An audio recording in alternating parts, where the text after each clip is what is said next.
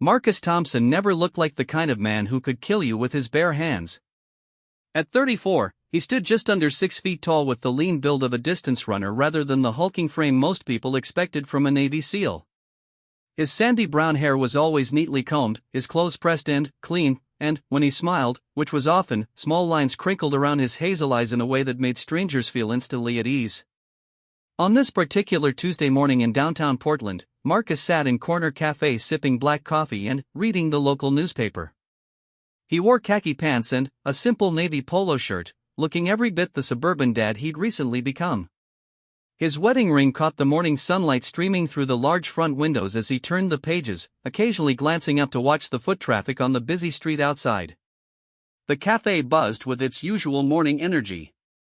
Businesspeople grabbed quick coffees before heading to nearby offices, students from the community college huddled over textbooks and laptops, and elderly regulars occupied their favorite corner tables, solving the world's problems over endless refills. Marcus had discovered this place 3 months ago when he and his wife Sarah moved to Portland for her new job at the Children's Hospital. As a pediatric surgeon, she worked demanding hours, and Marcus had taken early retirement from the Navy to support her career and spend more time with their 2 young children. Behind the counter, 22-year-old Emma Chen wiped down the espresso machine for the 3rd time that morning. She'd been working at Corner Cafe for 8 months, saving money for nursing school while living with her grandmother in a small apartment 6 blocks away. Emma had immigrated from Taiwan with her family when she was 12, and, though she spoke perfect English, she still carried herself with the quiet politeness that had been instilled in her from childhood. Marcus had become something of a regular, always ordering the same thing, black coffee and, occasionally a blueberry muffin, and always leaving a generous tip. Emma appreciated customers like him, polite, patient, and kind to the staff. Unlike some of the morning rush crowd who treated service workers as invisible, Marcus always made eye contact, said please and thank you, and asked about her day. "How's the studying going?" Marcus asked as Emma refilled his cup. "Good, thank you for asking," she replied with a shy smile. "I have my anatomy exam next week. It's pretty challenging, but I'm managing." "Pre-med?" "Nursing. I want to work in pediatrics eventually." Marcus nodded approvingly. "That's admirable work. My wife's a pediatric surgeon. She says the nurses are the real heroes in children's medicine." Emma's face lit up. "Really? That's exactly what I want to do someday." Their conversation was interrupted by the sharp chime of the front door. 3 men entered, and immediately the atmosphere in the cafe shifted. They moved with a predatory confidence that made other customers unconsciously shift in their seats and avoid eye contact.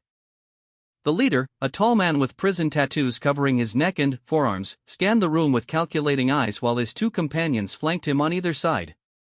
Marcus noticed them instantly, his military training automatically cataloging details, the bulge under the leader's jacket that suggested a concealed weapon, the way they positioned themselves to control sight lines, the nervous energy that suggested they were either high or extremely agitated. His body remained relaxed, but every sense went on high alert. Years of combat experience had taught him to recognize danger long before civilians would notice anything amiss. The leader approached the counter where Emma stood frozen, her instincts telling her something was very wrong but her mind not yet processing the threat. "Give me everything in the register," he said quietly, his voice carrying the flat effect of someone accustomed to violence. "Don't make any noise, don't press any alarms, and nobody gets hurt." Emma's hands trembled as she stared at him, unable to move or speak. The man's patience evaporated quickly. "Did you hear me?" he hissed, leaning across the counter. "Open the register now, or I'll blow your pretty little head off." Other customers began to notice the confrontation. An elderly man at a corner table started to stand, perhaps to help, but one of the accomplices quickly moved toward him, shaking his head in warning. A young mother with a toddler in a stroller instinctively pulled her child closer, her maternal instincts screaming danger even if she couldn't yet see the weapon. Marcus folded his newspaper calmly and set it beside his coffee cup. His movements were deliberate and unhurried, giving no indication that he was anything other than a concerned bystander. But, inside, his mind was already working through tactical assessments: 3 assailants, likely armed, approximately 15 civilians in the immediate area including children, multiple exit points, potential weapons of opportunity, and the all-important element of surprise that he still maintained. The leader was growing agitated with Emma's frozen response. He reached inside his jacket and withdrew a black pistol, pointing it directly at her face from 3 feet away. "I'm not going to ask again, sweetheart. Open that register or I'll paint the wall with your brains." The sight of the weapon sent a wave of panic through the cafe. Someone screamed. Chairs scraped as people instinctively tried to get away from the danger, creating a chaotic shuffle of movement and terrified whispers. The mother with the toddler began crying quietly, trying to comfort her child who had started wailing at the sudden tension in the room. Emma finally found her voice, though it came out as barely a whisper. I don't know how. The manager has to figure it out," the gunman roared, his composure cracking. "Push some buttons, call your manager, I don't care. But, get me that money now." Marcus remained seated, his posture relaxed, but his eyes never left the scene unfolding 15 feet away. He could see that the gunman was increasingly unstable, probably high on methamphetamines based on his dilated pupils and erratic movements. The 2 accomplices were nervous, constantly looking toward the windows and door, which suggested this wasn't a well-planned operation. Amateur criminals, Marcus assessed, which in some ways made them more dangerous because they were unpredictable. The gunman turned his attention to the cafe full of terrified customers. "Everyone else, hands where I can see them. Phones on the tables, wallets out, and nobody moves until we're done here." This was escalating beyond a simple robbery, Marcus realized. The longer this went on, the more likely someone would get hurt. He had 2 choices: wait and hope the police arrived in time, or act. His training told him that 3 armed men versus 15 unarmed civilians would likely end badly if he did nothing. Emma managed to get the register open, her hands shaking so badly she could barely operate the touchscreen. Bills scattered as she tried to gather them with trembling fingers. The gunman leaned forward impatiently, and Marcus saw his opportunity beginning to develop. "Faster," the leader demanded, waving the gun for emphasis. "You're taking too long." Marcus slowly reached for his coffee cup, the movement so casual and unthreatening that none of the robbers paid him any attention. He was just another scared customer, exactly what he wanted them to think. But his fingers found the cup's handle with the same precision that had once guided him through hostage rescues in Somalia and building-to-building fighting in Afghanistan. The gunman grabbed the handful of bills from Emma's shaking hands, maybe $300 at most. "That's it," he snarled. "There's got to be more. Check the safe, check the back room." "I don't have access," Emma whispered, tears streaming down her face. "Only the manager can open the safe, and she won't be here until..." The gun moved closer to her face. "Then, call her. Get her down here now." Marcus knew this was the moment. The situation was deteriorating rapidly, and once they moved Emma to the back room or started making phone calls, the dynamic would change in ways that put everyone at greater risk. He had perhaps 10 seconds to act before the window of opportunity closed. He stood up slowly, keeping his movements casual and non-threatening. The accomplice nearest to him glanced over but saw only a middle-aged man in khakis, probably a worried father or businessman. Not a threat. Exactly what Marcus was counting on. "Hey," Marcus called out in a calm, reasonable voice that cut through the tension like a knife. All 3 robbers turned to look at him, and, in that instant, Marcus knew he had their attention exactly where he wanted it. The gunman swung toward him, annoyed at the interruption. "Sit down and shut up, old man. This doesn't concern you." Marcus smiled, that same friendly smile that made strangers feel at ease, the one that crinkled the corners of his eyes. When he spoke, his voice was perfectly calm, almost conversational. "Actually, I think it does concern me." The leader took a step away from the counter, bringing the gun around to point at Marcus instead of Emma. "Oh yeah? And why's that?" Marcus's smile widened slightly, and, for just a moment, something dangerous flickered behind his hazel eyes. "Because you just threatened someone under my protection." The gunman laughed, a harsh sound full of derision. Your protection? What are you, some kind of cop? No, Marcus replied quietly, his voice carrying a subtle edge that hadn't been there before. I'm something much worse for you.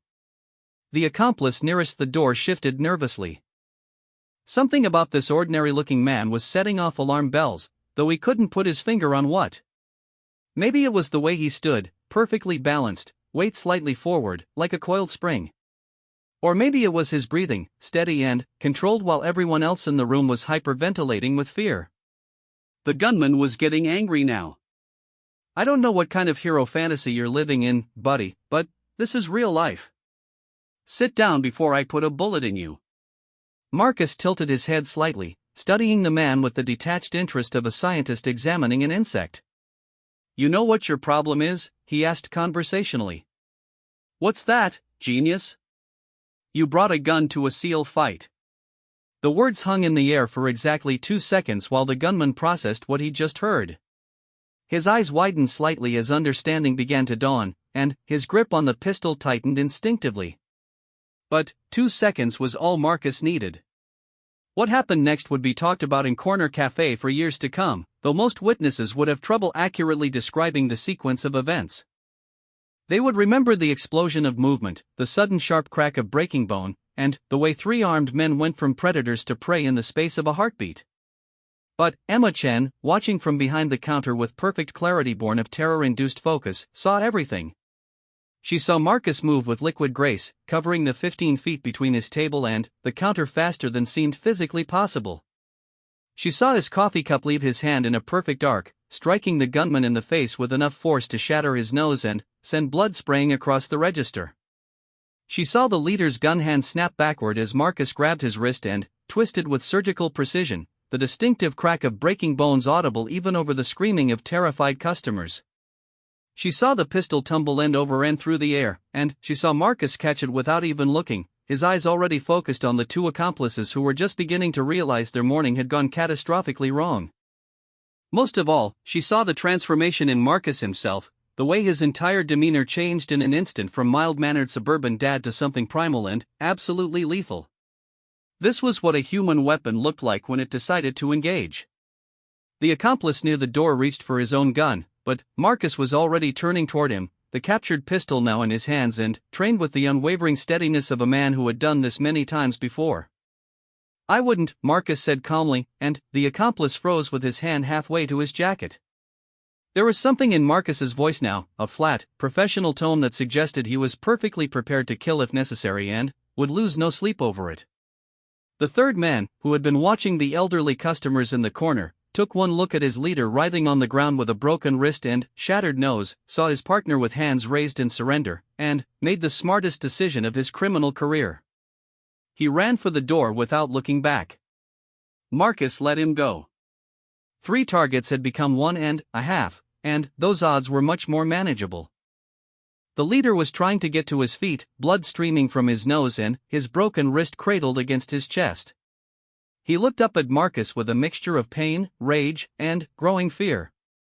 You broke my fucking wrist, he gasped. That's just the beginning, Marcus replied evenly. The question now is whether you want to make this easy or difficult.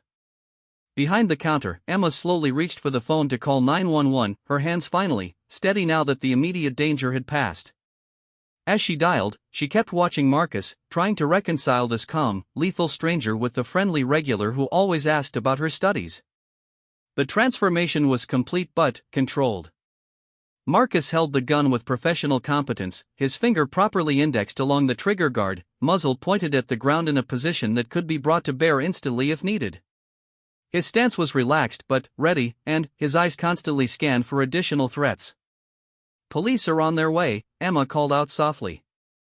Marcus nodded without taking his attention off the 2 remaining robbers. Thank you, Emma. Are you hurt? No, sir. I'm okay. Good. Can you check on the other customers? Make sure nobody needs medical attention?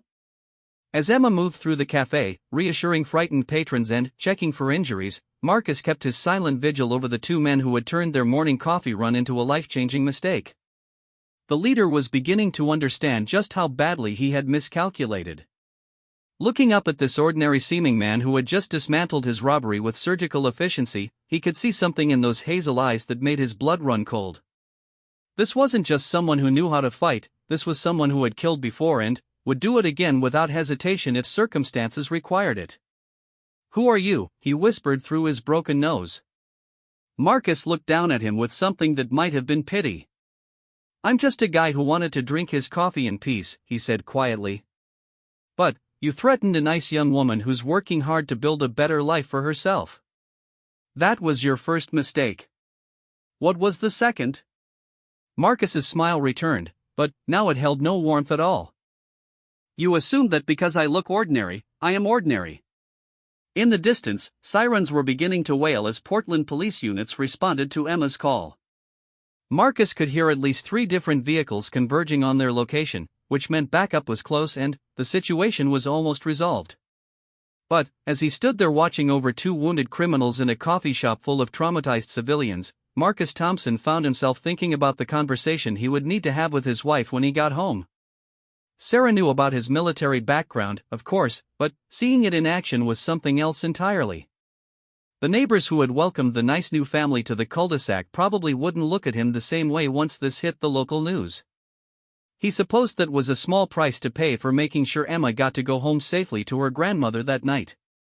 The sirens grew louder, and Marcus began mentally preparing for the long afternoon of police reports and witness statements that lay ahead. But, first, he needed to secure the scene and make sure everyone was truly safe. After all, there was still one robber unaccounted for, and Marcus Thompson never left a job half-finished. Detective Lisa Rodriguez had seen her share of armed robberies gone wrong, but the scene at Corner Cafe was unlike anything in her 12 years with Portland police. She arrived 6 minutes after the initial 911 call to find 2 suspects in custody, multiple witnesses eager to talk, and a perfectly calm man in khaki pants methodically explaining how he had single-handedly neutralized what could have been a deadly situation. "So let me get this straight, Mr. Thompson," she said, reviewing her notes for the 3rd time. 3 armed men entered the cafe, threatened the employees and customers, and what exactly?" Marcus sat across from her in the small back office of the cafe, his demeanor as relaxed and friendly as if they were discussing weekend plans rather than an incident that could have left multiple people dead. "I assessed the situation, determined that intervention was necessary to prevent harm to innocent people, and took appropriate action." Detective Rodriguez looked up from her notepad. "Appropriate action. Right. And your background that enabled you to take this appropriate action?" 20 years, Navy SEALs. Retired as a Master Chief Petty Officer 3 months ago. That explained a lot. Rodriguez had worked with enough military veterans to recognize the type, calm under pressure, trained to make split-second decisions, and possessed of skills that most civilians couldn't even imagine. But, even among that population, this level of controlled lethality was rare. "The suspect with the broken wrist claims you used excessive force," she continued, watching Marcus's reaction carefully. Marcus's expression didn't change. "Detective, that man pointed a loaded weapon at a young woman's face and threatened to kill her. The force I used was precisely calibrated to neutralize the threat while minimizing harm to everyone involved. If I had wanted to use excessive force, we'd be having a very different conversation right now." Rodriguez believed him. She'd seen the security footage from the cafe's cameras, and Marcus's movements had been controlled and professional throughout. He'd used exactly as much violence as necessary and not a bit more, the hallmark of someone with extensive combat training and the discipline to apply it judiciously. "What about the 3rd suspect who fled the scene?" she asked. "Average height, thin build, wearing a dark blue hoodie and jeans. Tattoo on his left hand, couldn't make out the design. He ran east when he left the cafe, probably heading for the bus stop on Morrison Street." Rodriguez made notes, impressed despite herself. Most civilians wouldn't remember half those details after experiencing such intense stress. "We'll put out a bolo alert. Any chance he'll come back for his friends?" Marcus shook his head. "Unlikely. This wasn't a well-planned operation, and he seemed more interested in self-preservation than loyalty. My guess is he's already trying to put as much distance as possible between himself and Portland. 20 minutes later, Rodriguez watched as Marcus was released pending a more detailed follow-up interview. The DA's office had already indicated they wouldn't be pressing charges. It was clearly a case of justifiable force in defense of others. If anything, Marcus would probably receive a commendation from the mayor's office once the story hit the media. Outside the cafe, a small crowd had gathered despite police efforts to maintain a perimeter. Word of the incident was already spreading through social media, and local news crews were setting up across the street. Rodriguez could see the frustration on Marcus's face as he realized his quiet life was about to become very public. "Mr. Thompson?" A young reporter with perfectly styled hair thrust a microphone toward him. "Channel 8 News. Can you tell us about your heroic actions this morning?" Marcus stepped aside without comment, but the reporter persisted. "Is it true you're a former Navy SEAL? How does it feel to be called a hero?" "I'm not a hero," Marcus said quietly, the first words he'd spoken to any media representative. "I'm just someone who was in the right place at the right time with the right skills. The real heroes are the first responders who put their lives on the line every day." He walked away before the reporter could ask follow-up questions, but the damage was already done. By evening, his name and face would be all over local news, and, by morning, the story would have gone national. Across town, Sarah Thompson was in the middle of a delicate heart surgery on a 6-year-old patient when her phone started buzzing with text messages. She couldn't check them until 3 hours later, when the operation was complete and her patient was stable in recovery.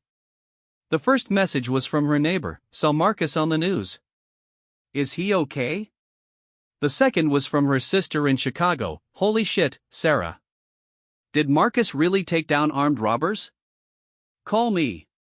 The third was from Marcus himself, "Everything's fine. Had an incident at the cafe this morning but everyone's safe.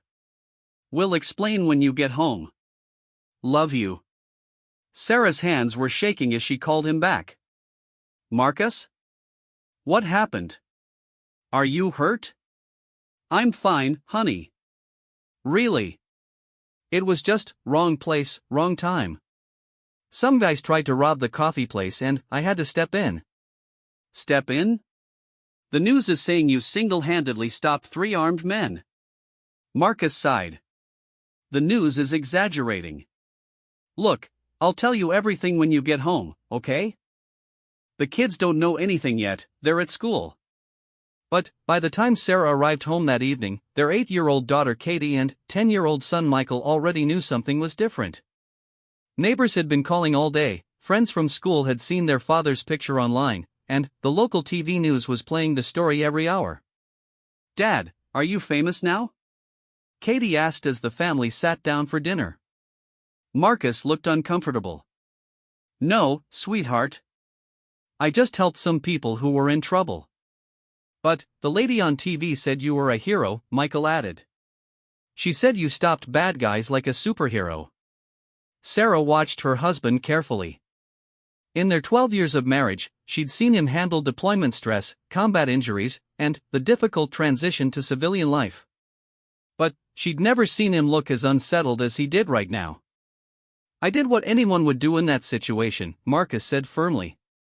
"It's not something to celebrate. People could have been seriously hurt." Later that night, after the children were in bed, Sarah and Marcus sat on their back deck with glasses of wine, finally, able to talk privately about the day's events. "Tell me what really happened," Sarah said softly. Marcus described the morning in detail, the calm routine interrupted by violence, the split-second decision to act, the careful application of force to neutralize threats without causing unnecessary harm. Sarah listened without interruption, recognizing the tone he used when talking about his military experiences. "How do you feel about it?" she asked when he finished. Marcus was quiet for a long moment. "Relieved that everyone's safe. Frustrated that I had to use those skills again. Worried about what this means for our new life here." "What do you mean?" "Sarah, we moved here so you could focus on your career and I could be a regular suburban dad. Now everyone in the city knows my background and what I'm capable of. That changes things." Sarah understood his concern. They'd deliberately chosen Portland partly because it was far from Marcus's military connections, a place where he could reinvent himself as something other than a warrior. Now that anonymity was gone forever. Maybe it doesn't have to be a bad thing, she said carefully. You used your skills to protect innocent people. That's what you always did in the Navy, just in a different context. It's not that simple. Once people know what I can do, they look at me differently. They either see me as someone to be afraid of or someone they want to use for their own purposes. Neither of those is conducive to the quiet life we wanted. The next morning brought a new wave of attention. Their phone rang constantly with media requests, book agents, and movie producers wanting to buy Marcus's story. A talent agent from Los Angeles called to discuss opportunities in the entertainment industry. A private security firm offered him a job with a starting salary 3 times what most people in Portland made in a year. Marcus politely declined them all. But the attention wasn't entirely unwelcome. Emma Chen called that afternoon, her voice still shaky but determined. Mr. Thompson? This is Emma, from the cafe. I wanted to thank you again for what you did. You don't need to thank me, Emma. How are you doing? I'm okay. Scared, but okay. The thing is, after everything that happened, I keep thinking about what you said about your wife being a pediatric surgeon. I was wondering. I know it's probably impossible, but would there be any way I could maybe talk to her sometime? About nursing school, I mean. About what it's really like working with children. Marcus smiled for the first time since the incident. I think she'd love to talk with you. In fact, why don't you come over for dinner this weekend? Sarah always enjoys meeting dedicated students. Really? That would be amazing. Thank you so much. After he hung up, Marcus felt something loosen in his chest. Maybe this didn't have to be entirely negative. Maybe there were ways to use his unwanted fame for good. The thought was reinforced that evening when Detective Rodriguez called with an update. We picked up the 3rd suspect, she reported. David Chen, no relation to the young woman at the cafe. Turns out he has outstanding warrants in 3 states and was wanted in connection with 2 other armed robberies. The other 2 are talking, hoping to cut deals, and we're getting information about a larger criminal network operating in the Pacific Northwest. That's good news, Marcus said. There's more. The FBI wants to talk with you. Apparently your description of Chen was so detailed that they were able to identify him within hours of putting out the alert. They're impressed with your observational skills. Marcus felt a familiar tug of professional interest. What do they want to talk about? I can't say for certain, but I got the impression they might have some consulting opportunities. Nothing official, just informal assistance on cases where your particular skill set might be valuable. After Rodriguez hung up, Marcus sat staring at the phone for a long time. The careful boundaries he'd drawn around his new civilian life were already beginning to blur. Part of him was intrigued by the possibility of using his experience in a new context, but another part worried about the slippery slope of being pulled back into a world he'd worked hard to leave behind. Meanwhile, across the city, the story was taking on a life of its own. Corner Cafe had become something of a tourist attraction, with people stopping by to see where the SEAL hero had made his stand. Emma found herself fielding questions from curious customers who wanted to hear first-hand accounts of what they were already calling the coffee shop showdown. The cafe's owner, Maria Santos, was conflicted about the attention. Business was certainly booming, but she worried about her employees' privacy and the potential for copycat crimes or revenge attacks. I keep thinking, she confided to Emma during a quiet moment between the lunch rush, what if those men had friends? What if they come back? Emma had been thinking the same thing, but she found that the fear was gradually being replaced by something else, a sense of empowerment that came from having witnessed ordinary evil defeated by extraordinary skill and courage. I don't think they'll be back, she told Maria. But, if they are, I hope Mr. Thompson is here having his coffee. That evening, local news ran a follow-up story featuring interviews with customers who had been in the cafe during the robbery. The elderly man who had started to stand up described Marcus as calm as a lake on a windless day, but you could tell there was something powerful underneath. The young mother with the toddler said, "I've never felt so safe and so terrified at the same time." He was like watching a guardian angel who happened to know martial arts. But it was Emma's interview that resonated most with viewers. Speaking softly but clearly, she described not just the physical actions Marcus had taken, but the psychological effect of his presence. "When those men came in, I felt completely helpless," she said. "But when Mr. Thompson stood up, everything changed. Not just because he could fight, though he obviously could, but because he made it clear that he wouldn't let anything happen to us. In that moment, I understood what it means to have someone truly committed to protecting others. That's not something you see very often in this world." The interview was picked up by national news networks and shared thousands of times on social media. Suddenly, Marcus Thompson wasn't just a local story about a retired soldier who stopped a robbery. He'd become a symbol of something larger, the idea that ordinary-looking people could possess extraordinary capabilities, and that training and character could combine to create real heroes. Marcus watched the coverage with growing unease. The story was evolving beyond his control, taking on mythic proportions that bore little resemblance to the simple reality of what had happened. He wasn't comfortable being held up as an example of anything, let alone heroism. But Sarah had a different perspective. "You know what I think," she said as they watched Emma's interview together. "I think that girl sees something in you that you don't see in yourself." "What do you mean?" "She sees someone who used 20 years of training not for personal gain or glory, but to protect a stranger who needed help."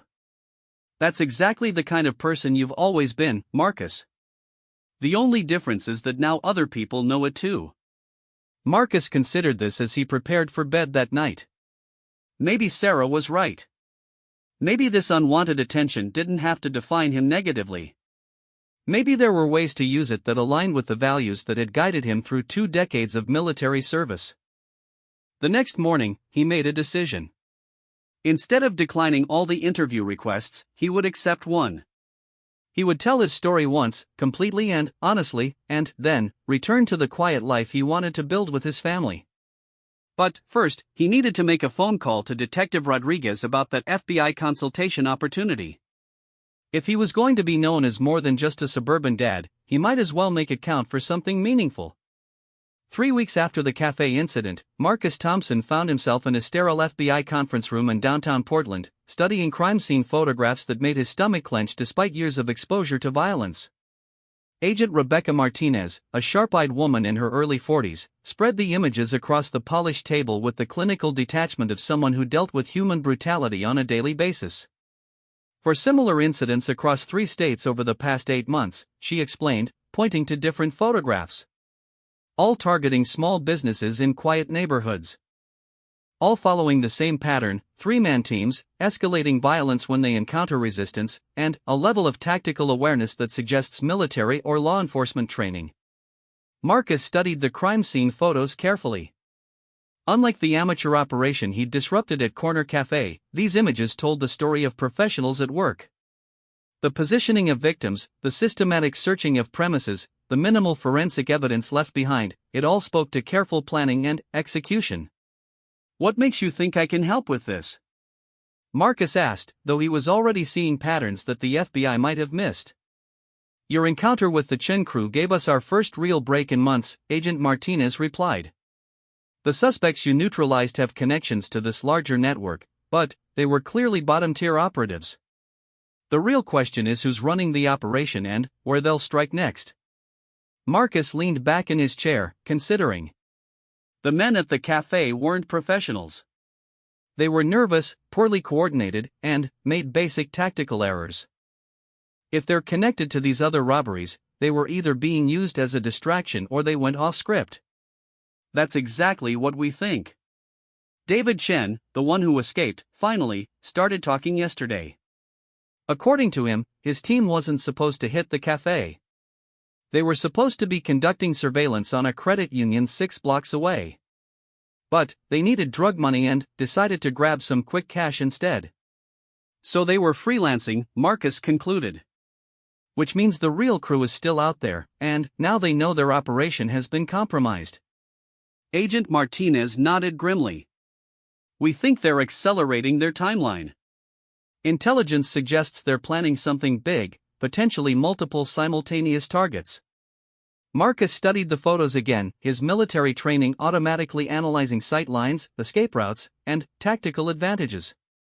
You want me to help develop profiles of the suspects based on their operational methods? Actually, we were hoping for something more direct. We want you to go undercover. The request hung in the air between them. Marcus had expected consultation work, analysis, training, maybe some tactical advice. He hadn't expected to be asked to return to active duty, even in an unofficial capacity. I'm retired, Agent Martinez. I have a family, a new life here in Portland. I understand that, Mr. Thompson. But, you have skills and experience that could help us prevent multiple civilian casualties. These people have killed 6 innocent victims so far, and they're showing no signs of slowing down. Marcus thought about Emma Chen, still shaky but determined to continue her studies. He thought about the other customers in the cafe that morning, the elderly man, the young mother with her toddler, the students hunched over their textbooks. All of them had gone home safely because he'd been there to intervene. How many others wouldn't be so lucky if this criminal network continued operating? What exactly are you proposing? He asked. Agent Martinez opened a thick folder and withdrew several documents. We've identified their next likely target, a community bank in Bend, Oregon. Small town, limited police response time, and a branch manager who's been asking questions about suspicious activity in the area. We think they're planning to hit it within the next 2 weeks. And, you want me to what, walk into their operation? We want you to become their next recruit. Based on what Chen told us, they're always looking for experienced operators to join their crew. Your military background makes you exactly what they're looking for. Marcus considered the proposition. It was exactly the kind of deep cover work he'd specialized in during his SEAL years, dangerous, complex, and requiring him to become someone else entirely.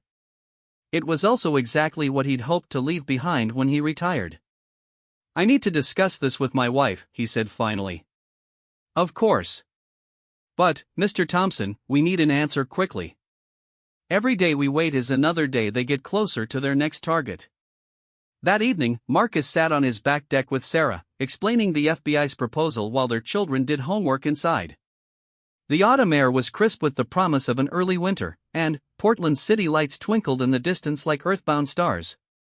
So they want you to go undercover with a criminal organization, Sarah summarized after he'd finished explaining. Essentially returning to active duty, but without the support structure and backup you had in the military. That's about right, Marcus admitted. Though they'd have surveillance teams in place and extraction protocols if things went wrong. Sarah was quiet for a long moment, processing the implications. How do you feel about it? Conflicted, Marcus said honestly. Part of me thinks I should stay out of it. I've done my service, paid my dues. But another part keeps thinking about those crime scene photos. These aren't ordinary criminals, Sarah. They're organized, professional, and they're escalating. The next target could be anywhere, maybe even here in Portland. What about the danger? You have children who need their father. Marcus nodded. I've thought about that. But I've also thought about what happens if I don't help and innocent people die because these guys were allowed to continue operating. Sarah studied her husband's face in the dim light. After 12 years of marriage, she could read his expressions like a familiar book. The careful neutrality he was projecting told her that he'd already made his decision, he was just hoping she'd support it. You want to do this, she said. It wasn't a question. I want to stop them. Whether that requires me personally going undercover or just providing tactical support, I'm not sure yet. But I can't ignore the fact that I have skills that could help prevent people from being killed. How long would you be gone? Agent Martinez estimates 2 to 3 weeks for the undercover phase, assuming everything goes according to plan. Longer if complications arise. Sarah leaned back in her chair, weighing factors that no spouse should have to consider. The rational part of her mind said this was exactly what they'd moved to Portland to avoid, Marcus being pulled back into dangerous situations by his sense of duty and unique capabilities. But the part of her that had fallen in love with a man who dedicated his life to protecting others understood that this was who he was at his core. "What precautions would the FBI take to ensure your safety?" she asked. "Standard surveillance protocols, regular check-ins, and immediate extraction if my cover is blown. Plus, I'd be wearing a wire and GPS tracker at all times." "And if something goes wrong?" Marcus reached over and took her hand. "Sarah, something could go wrong when I drive to the grocery store. This isn't really about risk, it's about whether I can live with myself if I don't try to help." The next morning, Marcus called Agent Martinez to accept the assignment. Within hours, he was back in the FBI building, this time meeting with a full tactical team to develop his undercover identity and insertion strategy. "We've created a legend for you as Marcus Taylor," Agent Martinez explained, handing him a thick packet of documents. "Recently discharged Army Ranger with financial problems and a flexible moral compass. The kind of person this organization recruits." Marcus reviewed his new identity, a carefully constructed background that would withstand scrutiny while positioning him as an attractive recruit for the criminal network. "How do I make contact?" "Through a bar in Bend called the Rusty Anchor. One of our informants has arranged for you to meet a low-level associate who can potentially make introductions. From there, you'll need to work your way up the chain until you can identify the leadership and get details about their operational plans." Special Agent James Wright, a tactical specialist who would be coordinating surveillance, laid out a map of Bend. "We'll have teams positioned here, here, and here," he said, marking locations around the city. "You'll have a panic button that will bring immediate backup, but understand that once you're inside their organization, extraction becomes complicated." "I understand," Marcus replied. "What's my timeline?" "You leave for Bend tomorrow morning. We want you in position before they finalize their plans for the bank robbery." That evening, Marcus had dinner with his family, acutely aware that it might be the last normal meal they'd share for several weeks. Katie and Michael were excited about their father's business trip to Eastern Oregon, completely unaware of the dangerous reality behind his cover story. "Will you bring us something cool from Bend?" Katie asked as Marcus tucked her into bed. "I'll see what I can find," he promised, hoping he'd be in a position to keep that promise. Later, as he packed his gear for the mission, Sarah watched from their bedroom doorway. "You know," she said quietly, 3 weeks ago you were just a retired soldier who wanted to drink his coffee in peace." Marcus looked up from his tactical bag, where he was carefully concealing the various pieces of equipment the FBI had provided. "I'm still that person, Sarah. This is just temporary." "Is it though? What happens after this case is closed? Will there be another one? And another?" It was the question Marcus had been trying not to think about. "I don't know," he admitted.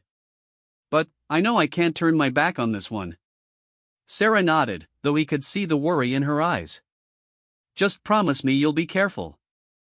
And remember that your first priority is coming home to your family." "Always," Marcus said, meaning it completely. The next morning, Marcus Thompson officially ceased to exist. In his place, Marcus Taylor drove a beat-up pickup truck east through the Columbia River Gorge toward Bend, carrying the hopes of federal law enforcement and the weight of his family's concerns. The Cascade Mountains rose around him like ancient sentinels as he navigated the winding highway, their snow-capped peaks catching the early morning sunlight. Somewhere in those mountains, a criminal organization was planning their next attack on innocent people. Marcus intended to make sure it was their last. The Rusty Anchor turned out to be exactly the kind of establishment where questionable people made questionable deals. Located on the outskirts of Bend in a neighborhood that had seen better decades, it attracted a clientele of drifters, ex-cons, and others living on society's margins. Marcus walked in just after noon, his appearance carefully calculated to suggest someone down on his luck but not yet desperate. He wore worn jeans, work boots, and a flannel shirt that had seen better days. His military bearing was deliberately muted but not entirely concealed. He needed to project competence without appearing too polished. The bar was dimly lit and nearly empty, with classic rock playing softly from speakers that had probably been installed sometime in the 1980s. Marcus ordered a beer and took a seat at the bar where he could watch the room while appearing to focus on the football game playing on the television mounted above the cash register. 20 minutes later, his contact arrived. Jerry Mullins looked exactly like Central Casting would order for a low-level criminal: medium height, thinning hair, nervous eyes, and the soft physique of someone who'd spent more time in prison commissaries than gymnasiums. But Marcus noticed details that suggested Mullins was more dangerous than he appeared: prison tattoos that indicated affiliation with white supremacist groups, scars on his knuckles from fighting, and the way his eyes constantly scanned for threats. "You Taylor?" Mullins asked, sliding onto the barstool next to Marcus. "Depends on who's asking," Marcus replied, using the tone he'd perfected during his SEAL years when dealing with questionable allies in foreign countries. "Jerry Mullins. I hear you might be looking for work." Marcus took a sip of his beer before responding. "Might be. Depends on what kind of work we're talking about. The kind that pays well but requires certain skills. I hear you've got military experience. Army Rangers, 3 tours in Afghanistan. Got out 6 months ago with an other than honorable discharge for conduct unbecoming." Marcus had rehearsed this cover story until he could deliver it with the bitter edge of someone who felt betrayed by the system he'd served. Mullins nodded approvingly. "What kind of conduct?" "Let's just say I had disagreements with my commanding officer about rules of engagement." Turns out the Army frowns on creative interpretations of the Geneva Conventions. It was a carefully constructed lie that painted Marcus as exactly the kind of morally flexible veteran that criminal organizations love to recruit: someone with useful skills and a grudge against authority. "Interesting," Mullins said. "You know, I might know some people who could use someone with your particular qualifications. But they're pretty careful about who they work with." "I'm listening." "There's a job coming up. Nothing too complicated, but it requires people who can stay calm under pressure and handle themselves if things get heated." "You interested in hearing more?" Marcus finished his beer and signaled for another. "Like I said, I'm listening." What followed was the most dangerous conversation of Marcus Thompson's life. Over the next hour, Jerry Mullins gradually revealed details about an organization that was exactly as sophisticated and ruthless as the FBI had suspected. They weren't just random criminals, they were a carefully structured operation with specific targets, detailed intelligence gathering, and contingency plans for various scenarios. As Mullins talked, Marcus realized that the FBI's timeline might be overly optimistic. These people weren't planning to rob one bank in Bend. They were planning to hit multiple targets across Central Oregon in a coordinated operation that would net them millions of dollars and likely result in numerous casualties. The scope was bigger than anyone had imagined, and Marcus was about to walk directly into the middle of it. By the time he left the Rusty Anchor 3 hours later, Marcus had been invited to a job interview the following evening at a location outside Bend. He'd also learned enough to know that the FBI's current intelligence was only scratching the surface of what this organization was really planning. As he drove back to his motel room, Marcus activated the encrypted communication device the FBI had given him and requested an emergency meeting with his handlers. The mission he'd signed up for had just become significantly more complex and dangerous than anyone had anticipated. The real work was about to begin. The abandoned lumber mill 15 miles outside Bend looked like something from a post-apocalyptic movie. Rusted machinery sat frozen in eternal silence, and weathered buildings slouched against the Oregon sky like broken teeth. As Marcus drove his pickup truck through the main gate, he could see why this location had been chosen for the criminal organization's headquarters. It was isolated, defensible, and had multiple escape routes through the surrounding forest. It had been 5 days since his initial contact with Jerry Mullins, and Marcus had successfully infiltrated the organization's outer circle. His cover identity as a disgraced Army Ranger had proven perfect for gaining their trust, and his genuine military skills had impressed the mid-level operatives who ran day-to-day recruitment and operations. But tonight was different. Tonight, he was meeting the leadership. Marcus parked his truck next to 3 other vehicles and walked toward the main building, acutely aware of the hidden surveillance devices the FBI had installed in his clothing. Agent Martinez and her team were monitoring from a command post 8 miles away, ready to move if his predetermined check-in signals indicated trouble. The interior of the building had been converted into a surprisingly sophisticated operations center. Computer equipment hummed on folding tables, detailed maps covered the walls, and a weapons cache that would make most police departments envious occupied one corner. This wasn't the amateur setup Marcus had expected based on the cafe robbery, this was a paramilitary operation. Taylor. Jerry Mullins appeared from a side room, accompanied by two men Marcus hadn't seen before. Glad you could make it. Come meet the boss. The man Mullins introduced as Colonel was clearly the real thing, a professional soldier whose bearing and mannerisms suggested extensive combat experience. Tall, lean, and probably in his early 50s, he moved with the controlled grace of someone accustomed to command. But there was something in his eyes that set off alarm bells in Marcus's mind, a cold calculation that suggested he'd crossed lines that legitimate soldiers never crossed. "Marcus Taylor," the colonel said, extending his hand. "Jerry tells me you're a ranger with attitude problems." "That's one way to put it," Marcus replied, accepting the handshake while carefully studying the man's face. Something about him seemed familiar, though Marcus couldn't place where he might have seen him before. "Tell me about Kandahar," the colonel said suddenly, watching Marcus's reaction carefully. It was clearly a test, a way to verify that Marcus's military background was genuine.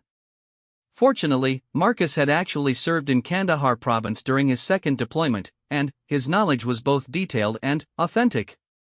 "Dusty, hot, and full of people trying to kill us," Marcus replied. "Spent 14 months there with 2nd Battalion." "What about it?" The colonel smiled, but it didn't reach his eyes. "Just making sure you are who you say you are. In this business, trust is everything." Over the next hour, Marcus was briefed on an operation that was far more ambitious than anything the FBI had anticipated. The organization wasn't planning to rob one bank, they were planning to hit 6 separate financial institutions across Central Oregon simultaneously, overwhelming local law enforcement and allowing them to escape with an estimated $12 million. But, as the colonel outlined the plan, Marcus realized that money wasn't the only objective. The coordinated nature of the attacks, the specific timing, and the targets themselves suggested something else: terrorism. This was designed to create maximum chaos and fear, sending a message that nowhere was safe from organized violence. "Each team will consist of 4 operators," the colonel explained, pointing to locations marked on a large map. "We hit all 6 targets within a 30-minute window, execute our objectives, and extract via predetermined routes. Local law enforcement will be too overwhelmed to respond effectively, and, by the time federal assets arrive, we'll be long gone." Marcus studied the map, memorizing details while maintaining his cover as an interested recruit. "What about civilian casualties?" The colonel's expression hardened. "Regrettable but acceptable if they interfere with mission objectives. We're not targeting innocents, but we're not letting them stop us either." It was exactly the kind of callous disregard for human life that Marcus had spent his career fighting against. Sitting in that room, surrounded by men planning to terrorize innocent people for profit, he felt the familiar cold anger that had sustained him through some of the darkest moments of his military service. "So where do I fit in?" Marcus asked. "Team leader for the Bend Community Bank operation," the colonel replied. "You'll have 3 experienced operators under your command. Think you can handle it?" "I can handle it," Marcus said, knowing he was committing to something that would put him at the center of the FBI's takedown operation. The meeting continued for another 2 hours, covering detailed operational plans, communication protocols, and contingency procedures. Marcus absorbed every detail while maintaining his cover persona, occasionally asking questions that a genuine criminal would ask about escape routes and profit distribution. By the time he left the mill at nearly midnight, Marcus had enough information to shut down the entire operation. But he also faced a serious problem: the attacks were scheduled for the following afternoon, giving the FBI less than 18 hours to coordinate a response across 6 different locations. As soon as he was out of sight of the mill, Marcus activated his emergency communication device and contacted Agent Martinez. "They're moving tomorrow," he reported tersely. 6 simultaneous targets, 30-minute window, and they're treating civilians as acceptable casualties. "You need to get me extraction and coordinate with local law enforcement immediately." Agent Martinez's voice was tight with stress when she responded. Copy that. What's your status? I'm supposed to lead one of the teams. They want me at a staging area in Bend at 1400 hours tomorrow for final briefing and equipment distribution. That doesn't give us much time to coordinate. Can you delay them somehow? Marcus considered the question carefully. Not without blowing my cover. But, Agent Martinez, there's something else you need to know. Their leader isn't just some ex-military criminal. This guy is professional, too professional. I think he might be active duty or recently discharged from a classified unit. What makes you think that? His operational planning, his security measures, and the way he talks about mission parameters. This feels less like a criminal enterprise and more like a Black Ops operation that went rogue. There was a long pause before Agent Martinez responded. We'll look into it. In the meantime, maintain your cover and try to get as much additional intelligence as possible. We'll have extraction teams ready to move as soon as you give the signal. Marcus drove back to his motel room, his mind racing through tactical possibilities. In less than 15 hours, he would be expected to lead a team of heavily armed criminals in an attack on innocent people. The FBI would be moving to stop them, but coordinating law enforcement response across 6 simultaneous locations was a logistical nightmare that could easily go wrong. If something went wrong with the FBI's response, Marcus would find himself in the impossible position of having to choose between maintaining his cover and protecting innocent lives. He spent the rest of the night reviewing the operational details he'd memorized, looking for weaknesses in the plan that the FBI could exploit. By dawn, he'd identified several critical vulnerabilities, but he'd also realized something that made his blood run cold. If even one of the 6 teams succeeded in their attack, the resulting media coverage and public fear would accomplish the colonel's real objective regardless of whether the others were stopped. This wasn't just about money, it was about demonstrating that coordinated terrorist attacks could be carried out successfully on American soil by domestic operators. Marcus showered and dressed, then made what might be his final call to Sarah. He couldn't tell her the specifics, but he needed to hear her voice before walking into what could be the most dangerous situation of his life. "How's the business trip going?" she asked, her tone suggesting she suspected there was more to the story than he'd told her. "Complicated," Marcus replied honestly.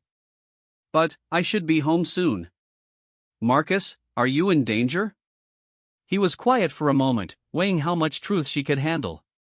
"Nothing I can't manage. But, Sarah, if something happens to me, I need you to know that everything I'm doing is to protect people. Including you and the kids." "Marcus, I love you," he interrupted. "Tell Katie and Michael that Daddy is thinking about them." He ended the call before she could ask more questions, knowing that hearing her voice would make it harder to do what needed to be done. At precisely 1400 hours, Marcus arrived at the staging area, a warehouse on the industrial side of Bend. The other 5 team leaders were already there, along with the colonel and several dozen operatives who would be participating in the coordinated attack. Marcus recognized the type, mostly ex-military, all carrying themselves with the confidence of people who'd seen combat, and all sharing the same cold-eyed professionalism that suggested they'd crossed the line from soldier to mercenary. "Gentlemen," the colonel announced as the group assembled, "today we make history. In approximately 3 hours, we will execute the largest coordinated financial operation ever conducted on the West Coast. If everyone does their job correctly, we'll each be walking away with enough money to disappear forever." He gestured to a series of equipment cases that had been arranged along one wall. "Final equipment check, then we move to our respective targets. Remember, speed and violence of action. We get in, accomplish our objectives, and get out before local law enforcement can respond effectively." Marcus moved toward his assigned equipment case, acutely aware that he was about to arm himself for what would appear to be a terrorist attack. The FBI surveillance team would be watching, but they couldn't move until Marcus gave the predetermined signal indicating that the attacks were imminent. The equipment was military-grade, automatic weapons, body armor, communication gear, and explosives. As Marcus checked his assigned weapons, he realized that this operation had been planned and supplied by someone with access to serious resources. The colonel wasn't just a rogue soldier, he was connected to something much bigger. Taylor, the colonel called, approaching Marcus's position. You seem quiet. Having second thoughts? Marcus looked up from the rifle he was examining. Just focused. I prefer to visualize an operation before executing it. Good man. That's why you're leading a team instead of following orders. As the colonel walked away, Marcus noticed something that made his blood freeze. On the man's left wrist was a tattoo that had been partially concealed by his sleeve, the distinctive insignia of a Special Activities Division unit that officially didn't exist. Marcus had worked with SAT operatives during classified missions in Afghanistan, and he knew that anyone wearing that tattoo had been involved in some of the most sensitive and dangerous operations conducted by the U.S. government.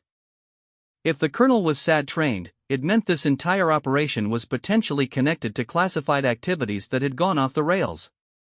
It also meant that Marcus was facing an opponent who was every bit as dangerous and well-trained as he was. At 1,630 hours, the teams began moving to their respective targets. Marcus found himself in a stolen van with 3 hardened criminals, driving toward Bend Community Bank while maintaining radio contact with the other 5 teams. In his earpiece, he could hear the colonel coordinating the movement like a military operation, using proper tactical protocols and maintaining operational security that would have impressed his former SEAL commanders. The FBI surveillance team was maintaining distance, waiting for Marcus's signal before moving to interdict. But, as they approached their target, Marcus realized he had a problem. His 3 team members were professionals who would immediately recognize any attempt to sabotage the operation. At 1,655 hours, Marcus made a decision that would haunt him for the rest of his life. Instead of giving the FBI the predetermined signal to move, he activated his emergency beacon, the one that would bring immediate extraction but would also blow his cover and potentially allow the other 5 teams to complete their attacks. He had to choose between maintaining his position to gather more intelligence and preventing the immediate attack on the bank where dozens of innocent people were going about their afternoon business.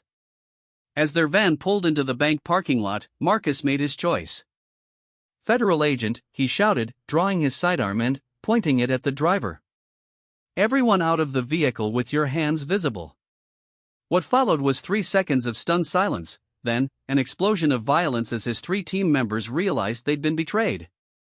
The driver tried to grab for his weapon while the 2 men in the back seat lunged toward Marcus simultaneously.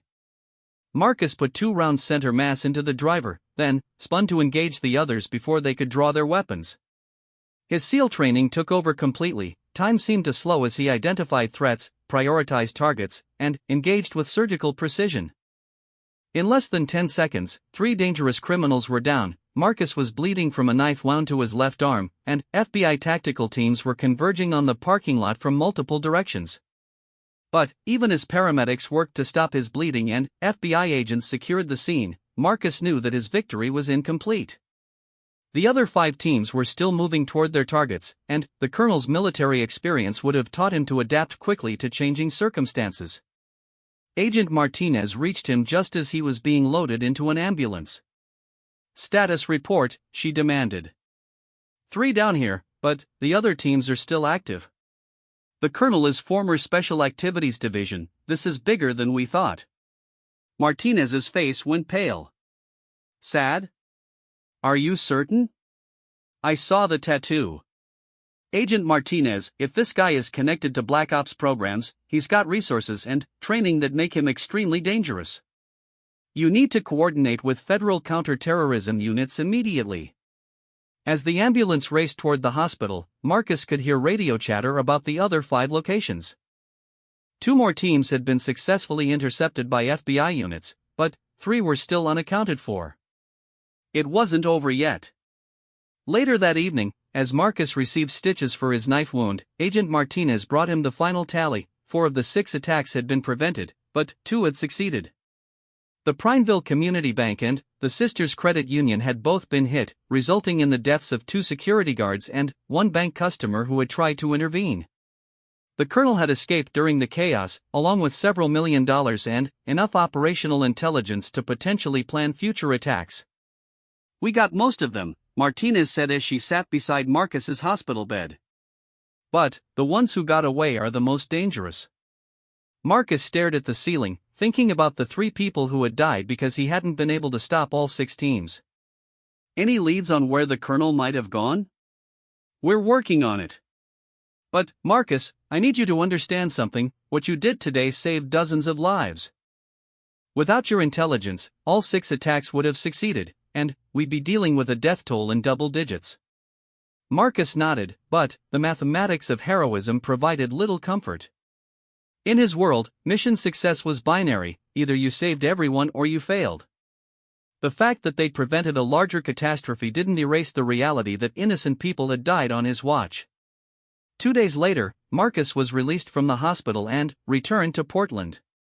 Sarah met him at the airport, taking one look at his bandaged arm and haunted expression before pulling him into an embrace that lasted several minutes. "Is it over?" she asked as they drove home through the familiar streets of their neighborhood. "This part is over," Marcus replied carefully. "But people like the colonel don't disappear permanently. They regroup, recruit new people, and plan new operations." "So what does that mean for us? For our family?" Marcus was quiet for a long time, watching the ordinary suburban landscape pass by: soccer fields where children played, shopping centers where families did their weekly errands, schools where the next generation learned to read and write and dream about their futures. "It means I can't pretend anymore that I'm just a regular suburban dad," he said finally. "What happened at the cafe, this undercover operation, it's shown me that I have skills that can protect people. The question is whether I use those skills or try to ignore them." Sarah reached over and took his uninjured hand. "And what have you decided?" "I've decided that I can't turn my back on situations where I might be able to help. But I also can't be an absent father who's always chasing the next mission. I need to find a balance."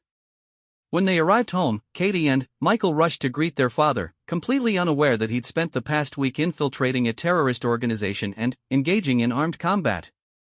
To them, he was just Dad, home from another boring business trip. As Marcus helped Katie with her homework that evening, he found himself thinking about Emma Chen, who had called that afternoon to ask about his business trip. She was doing well in nursing school and had been accepted for a summer internship at the children's hospital where Sarah worked. The ripple effects of that morning at Corner Cafe were still spreading, touching lives in ways that Marcus was only beginning to understand. 2 weeks later, Agent Martinez called with news: the colonel had been found dead in a hotel room in Mexico, apparently killed by former associates who blamed him for the failed operation. The surviving members of his organization had scattered, some arrested and others disappearing into the criminal underground.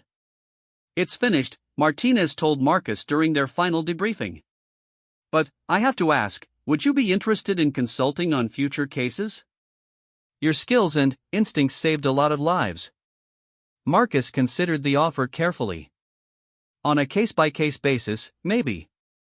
But, Agent Martinez, I need you to understand that my family comes first. I'm not available for extended undercover work or anything that would take me away from home for more than a few days." "Understood. We're developing a consulting program for retired special operations personnel who want to contribute without returning to full-time service. I think you'd be perfect for it." That evening, Marcus sat on his back deck with Sarah, watching their children play in the yard while the sun set behind the Portland skyline.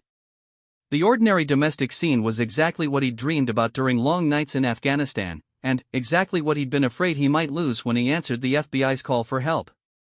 "Any regrets?" Sarah asked. Marcus thought about Emma Chen, probably studying for another nursing exam. He thought about the bank employees who had gone home safely to their families because the FBI had been able to prevent 4 of the 6 attacks. He thought about the colonel's victims, and the knowledge that evil sometimes won despite the best efforts of good people. "No regrets about helping," he said finally. "But I've learned that I can't save everyone, and trying to do so will destroy me if I'm not careful." "So what now?" Marcus reached over and took her hand, his wedding ring catching the last rays of sunlight. "Now I figure out how to be both things: the man my family needs me to be, and the man who can help when innocent people are in danger." 6 months later, Marcus Thompson had found his balance. He consulted with federal law enforcement on complex cases that required his specific expertise, but he was home for dinner every night and had never missed one of his children's school events. He still had his morning coffee at Corner Cafe, where Emma Chen worked part-time while completing her nursing degree. The quiet life he'd wanted had evolved into something different but equally valuable, a life of service that didn't require him to sacrifice his family's well-being. He was no longer just a retired soldier trying to disappear into suburbia, but he wasn't a full-time warrior either. He was exactly what his community needed, a guardian who could step forward when evil threatened innocent people, then step back into his role as husband, father, and neighbor when the crisis passed. Marcus Thompson had learned that heroism wasn't about grand gestures or dramatic confrontations. It was about being prepared to act when action was needed, and having the wisdom to know when stepping forward was necessary and when it was time to step back. As he walked into Corner Cafe on a quiet Tuesday morning, ordering his usual black coffee and asking Emma about her pediatric nursing rotation, Marcus reflected on the strange path that had brought him to this moment. He looked like exactly what he was, an ordinary man living an ordinary life in an ordinary neighborhood. But anyone who threatened the people under his protection would quickly discover that ordinary appearances could be very deceiving indeed. And that was exactly how Marcus Thompson preferred it.